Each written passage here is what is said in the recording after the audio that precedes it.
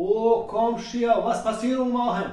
Hallo Nachbar, na, ich bin hingefahren bei meinem Kollegen Oskar. Bei dieser deine Kollege Mostar? Nicht beim Mostar, sondern beim Oskar. Oh, budalo, jedna mogo si pogint.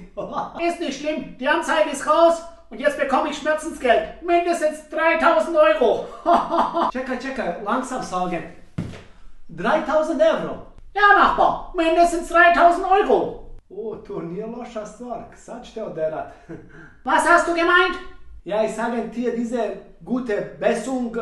Dankeschön, Nachbar. Ich leg mich jetzt klein bisschen hin. Ja, tu diese odvori lezi i prispremi novčanik. Hajde, Komšija. Evo meni para, Komšija Jusuf, sad šitnem platit. Hallo Nachbar, was ist eigentlich mit dir passiert?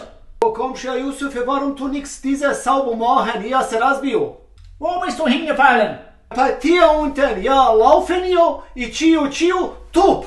Diese schlagen meine Knopf. Pappalapapp, seit um 7 Uhr morgens ist hier sauber. I nix wissen, was du machen lässt. Die tamo čistio jel ne? Ihr habt diese Vollung machen, jetzt Einzeigung machen. Was für Anzeige? Du willst doch nicht deinen Nachbar anzeigen. Doch, i Anzeigung machen, i ti meni 4 banke u džep moj, okay? Uff, jo. Ich schau mal auf meine Kamera, ob ich da was sehe. Wo habst Kamera? Die Kamera ist direkt am Eingangsbereich. Ah ja, i diese Vollung machen, diese na čošku. Glaub mir, man sieht alles auf der Kamera, sogar im letzten Eck. Tu, guckaj meni regal. I diese 4 banke hoću od tebe. Anzeigung auf, fertig, hajde. Das werden wir noch sehen, ob du was bekommst von mir. Ich glaube nicht. Neš ti zvučnik centa od Komšije Jusufa, nema vezi.